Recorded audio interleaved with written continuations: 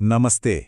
आज हम उन चीज़ों की दुनिया में उतरने वाले हैं जो हमारे चारों तरफ हैं, लेकिन हम शायद ही उन पर ध्यान देते हैं। ये वो अद्भुत मटेरियल्स हैं जो हमारी आज की दुनिया को बनाते हैं। जी हाँ, हम बात कर रहे हैं बहुलक यानी पॉलीमर्स की। चलिए एक छोटे से सवाल से शुरू करते हैं। जरा सोचिए, एक पानी की बोतल, जो स्वेटर हमने पहना है और एक गाड़ी का टायर, इन तीनों में आखिर क्या एक जैसा हो सकता है? इसका जवाब है ये सभी पॉलीमर्स से बने हैं। तो सवाल ये उठता है कि आखिर ये पॉलीमर्स हैं क्या भला? इसे समझने के लिए हमें थोड़ा बेसिक में जाना होगा। चलिए देखते हैं। अच्छा तो चलिए इसे थोड़ा आसान बनाते हैं। एक प्रोसेस होता है जिसे कहते हैं बहुलकीकरण या पॉलीमराइजेशन। अब ये क्या है? सोचिए कि हमारे पास बहुत सारी छोटी छोटी सिंपल सी इकाइयां हैं। इन्हें हम कहते हैं एकलक या मोनोमर्स। जब ये मोनोमर्स एक एक करके जुड़ते जाते हैं तो एक लंबी जंजीर जैसी चीज बन जाती है, और बस इसी लंबी जंजीर को हम कहते हैं बहुलक या पॉलीमर। कितना सिंपल है ना? अब ऐसा नहीं है कि सारे पॉलीमर्स एक जैसे ही होते हैं, नहीं। मोटे तौर पर देखें तो हम इन्हें दो बड़ी फैमिलीज में बांट सकते हैं। और कमाल की बात यह है कि हम इंसानों से पहले नेचर ने पॉलीमर्स बना लिए थे।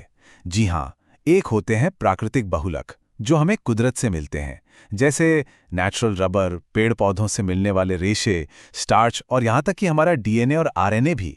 और फिर आते हैं कृत्रिम बहुलक, जिन्हें इंसानों ने अपनी ज़रूरत के हिसाब से लैब में बनाया है, जैसे प्लास्टिक, सिंथेटिक रबर और सिंथेटिक फाइबर्स। तो चलिए कृत्रिम बहुलक की सबसे जानी मानी कैटेगरी से शुरू करते हैं, यानी प्लास्टिक की दुनिया से। ये तो हम सबके चारों तरफ हैं। देखिए, प्लास्टिक की भी दो मेन फैमिलीज हैं और ये जानना बहुत ज़रूरी है। पहले हैं थर्मोप्लास्टिक। ये ना थोड़े लचीले और सॉफ्ट होते हैं, और इनकी सबसे बड़ी खासियत, इन्हें बार बार पिघलाकर कोई भी नया शेप दिया जा सकता है। मतलब ये रिसाइकिल हो सकते हैं, जैसे हमारी पॉलीथीन या पीवीसी पाइप्स। और दूसरी तरफ है थर्मोसेटिंग प्लास्टिक। ये एकदम उल्टे हैं, बहुत सख्त और कठोर, और इन्हें एक बार जो शेप दे दिया सो दे दिया। इन्हें रिसाइकिल नहीं किया जा सकता। गर्म करो तो ये या तो टूट जाएंगे या जल जाएंगे, जैसे स्विचबोर्ड में लगने वाला बैकेलाइट। चलो थर्मोप्लास्टिक का सबसे कॉमन एग्जाम्पल लेते हैं, पॉलीथीन।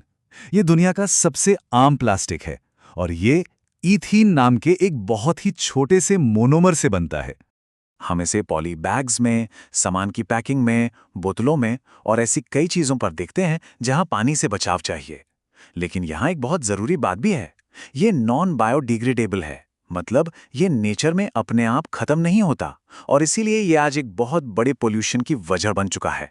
एक और बड़ा खिलाड़ी है थर्मोप्लास्टिक की दुनिया में पीवीसी यानी पॉलीविनाइल क्लोराइड। ये विनाइल क्लोराइड मोनोमर से बनता है, और इसका इस्तेमाल तो देखिए कितना फैला हुआ है। घरों में पानी के पाइप से लेकर बिजली की तारों के ऊपर की कवरिंग तक, रेनकोट और बैग से लेकर यहाँ तक कि अस्पतालों में लगने वाली आईवी ड्रिप और सिंथेटिक लेदर बनाने में भी पीवीसी ही काम आता है। अब जरा थर्मोसेटिंग की तरफ चलें। इसका एक क्लासिक एग्जाम्पल है बैकेलाइट। ये दो अलग अलग मोनोमर्स, फिनोल और फॉर्मेल्डिहाइड को मिलाकर बनता है, जिससे ये बेहद मजबूत और गर्मी सहने वाला बन जाता है। क्योंकि ये सख्त होता है और गर्मी बर्दाश्त कर लेता है, इसका इस्तेमाल ऐसी जगहों पर होता है जहां ये गुण चाहिए, जैसे प्रेशर कुकर के हैंडल, बिजली के स्विच और बोर्ड, और पुराने ज़माने के रेडियो के कवर भी इसी से बनते थे। तो हमने प्लास्टिक को तो देख लिया, पर पॉलीमर्स की कहानी सिर्फ यहीं ख़त्म नहीं होती। चलिए अब एक और जादुई दुनिया में चलते हैं, कृत्रिम रेशों की दुनिया, जिन्होंने हमारे कपड़ों की इंडस्ट्री को हमेशा के लिए बदल दिया। सबसे पहले बात करते हैं रेयॉन की। इसे आर्टिफिशियल सिल्क भी कहते हैं। ये एक सेमी सिंथेटिक फाइबर है। इसे बनाने का तरीका बड़ा दिलचस्प है। शुरुआत होती है लकड़ी या बांस के गूदे से। फिर इसे कास्टिक सोडा में ट्रीट किया जाता है, जिससे बनता है विस्कोस। और फिर इस विस्कोस को जब सल्फ्यूरिक एसिड में से गुजारा जाता है तो हमें मिलता है चमचमाता हुआ रेयॉन का धागा। और फिर आया नायलॉन। ये था पहला 100% इंसान का बनाया हुआ सिंथेटिक फाइबर। मटेरियल साइंस के इतिहास में ये एक बहुत बड़ी कामयाबी थी। और एक मजेदार बात, इसका नाम दो शहरों पर रखा गया था, न्यूयॉर्क और लंदन। बन गया नायलॉन। इसकी मजबूती तो कमाल की है, इसीलिए इसका इस्तेमाल होजरी, स्पोर्ट्स के कपड़ों, मजबूत रस्सियों, मछली पकड़ने के जाल, पैराशूट्स और स्लीपिंग बैग्स जैसी चीज़ों में होता है, जहां भरोसे की ज़रूरत होती है। ठीक है, तो प्लास्टिक हो गया, फाइबर्स हो गए। अब अपना फोकस शिफ्ट करते हैं रबर पर, और उस साइंस पर जिसने एक मामूली से कुदरती पदार्थ को एक इंडस्ट्रियल सुपर हीरो बना दिया। देखिए, जो नेचुरल रबर हमें पेड़ से मिलता है ना, वो बहुत नरम और कमजोर होता है। इस प्रॉब्लम का एक जबरदस्त सोल्यूशन निकाला गया, वल्कनीकरण। इसमें क्या करते हैं, नेचुरल रबर को सल्फर के साथ गर्म करते हैं।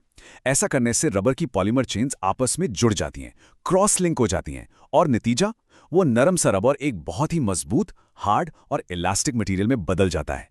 और नेचुरल रबर की तरह ही बहुत सारे सिंथेटिक रबर्स भी बनाए गए हैं, जैसे नियोप्रीन है जो होस पाइप वगैरह में काम आता है। फिर है बूना एस, ये तो गाड़ियों के टायर बनाने के लिए बेहद ज़रूरी है। एक है बूना एन जो ऑयल सील और फ्यूल टैंक में लगता है क्योंकि ये तेल से ख़राब नहीं होता। और ब्यूटाइल रबर जिसका इस्तेमाल टायर के अंदर वाली ट्यूब में होता है।